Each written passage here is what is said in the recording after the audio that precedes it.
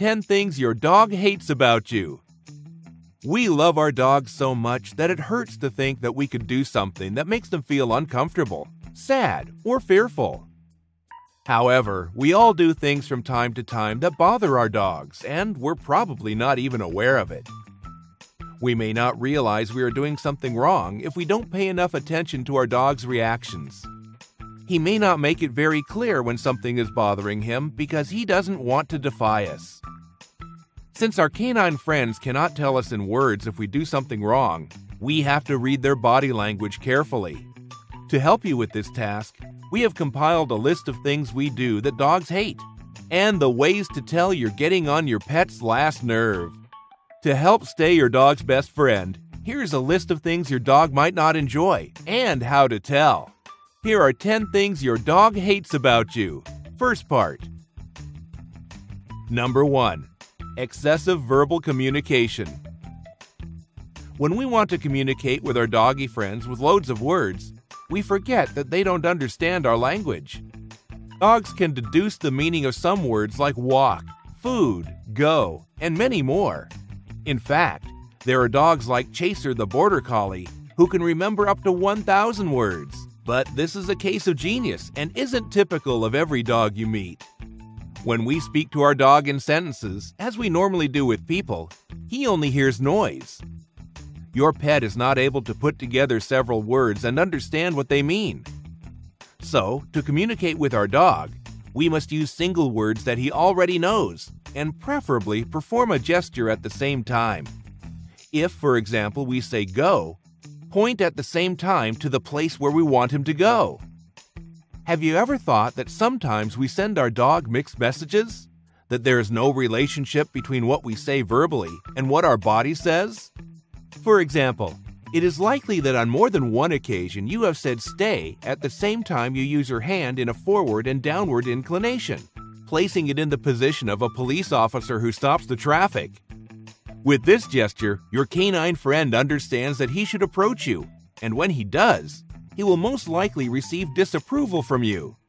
It's a little difficult to understand, don't you think? Number 2. Excessive scolding, violently or out of time. Your dog needs limits and training, but when you correct something he's done wrong, you need to be firm but not aggressive. Say he has gone to the bathroom in the house. You want to make sure he won't do it again. If you shout and scare him, you're not helping him or yourself because he may become scared and only obey you out of fear rather than respect. And if you scold him excessively, he will end up feeling frustrated. We need to correct him from time to time, but try to do it only when necessary. It's better to use positive reinforcement, that is, to congratulate him when performing a desired behavior, rather than telling him off when he does something bad. Another important aspect is timing. You need to tell your dog he's done something wrong at the time of the unwanted behavior. Don't wait a few minutes to tell him off, because he won't understand that you're angry about your chewed-up shoe. If he's moved on and is playing with another toy, by the time you find the shoe and scold him, he'll think he's getting in trouble for playing with his toy.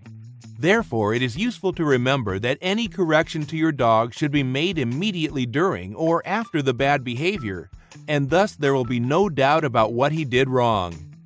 If you didn't catch the bad behavior in time to tell him off, it is better to wait until the next time he repeats this behavior, to correct him at once. Number 3. Lack of discipline and boundaries. Although it's hard to believe, dogs prefer to have rules because they need an organized routine to be comfortable and feel safe, as well as knowing their limits. They need to learn what's right and what's wrong at home or when out on a walk. To help them understand the rules better, a little training and dedication is enough. Saying no firmly but without yelling every time he does something unwanted will quickly help him learn not to do it. It is also important to remember that exceptions do not exist in the canine world. Your dog is not able to understand that on Tuesdays he can get on the sofa because you're going to clean it anyway, but on Sunday it's a no-no as you have visitors coming over. If he cannot get on the couch on Sunday, you shouldn't let him do it at any other time. If he cannot jump on you because you're wearing work clothes, He can't do it any other time either. If you don't define these clear rules, he'll become irritated and confused when half of the time you scold him and half of the time you don't. You may think that having strict rules makes your dog bored, unhappy, or robotic, but they really need to know what is acceptable behavior to their leader, and their leader is you. Clear rules are comforting for them, just as they are for us. Imagine driving down a street without traffic laws or traffic lights. You would feel free, but perhaps concerned for your safety. Similarly, animals develop better with established routines, such as eating, going for a walk, and to the bathroom at structured times. In the canine world, the rules should be simple and clear, which will make your pet more obedient and happy. Number 4. Going for a walk without letting him explore and smell his surroundings. We often make mistakes when walking our dogs. If we are busy and in a hurry during the walk, they may feel stressed as it doesn't allow them to enjoy their time outside. So we have to put time aside for our dog walks and commit ourselves to being relaxed during it.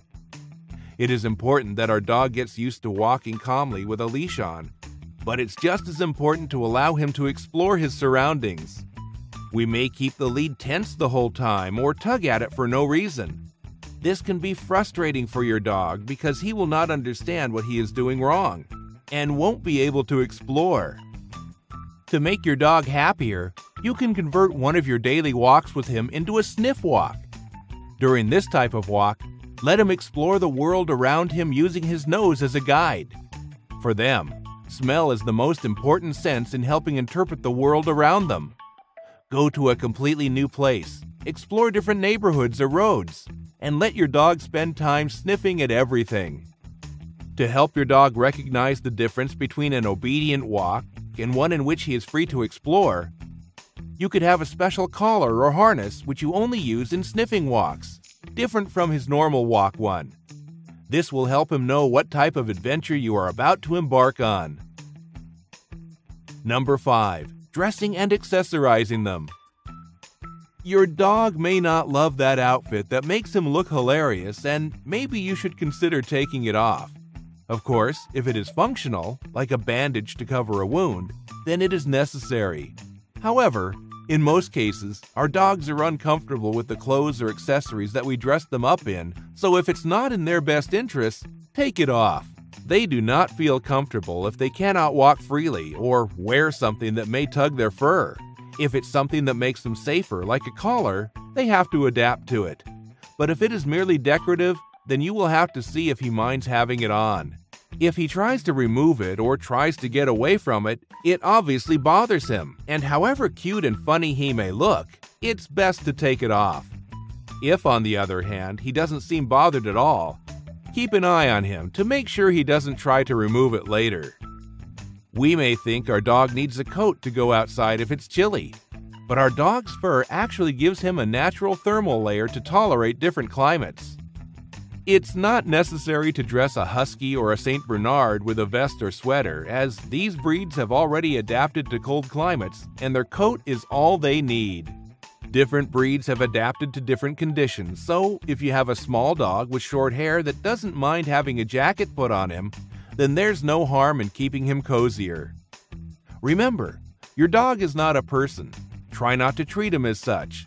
Dress him when necessary or when you're sure that it doesn't bother him.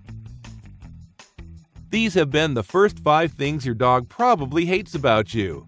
We hope this video has helped you better understand the things your dog would like us to stop doing. If you avoid some of them, he is sure to have a happier life by your side. Check out our part 2 to find out if there's anything else you do that annoys him. Remember to subscribe if you haven't done it yet, and until next time!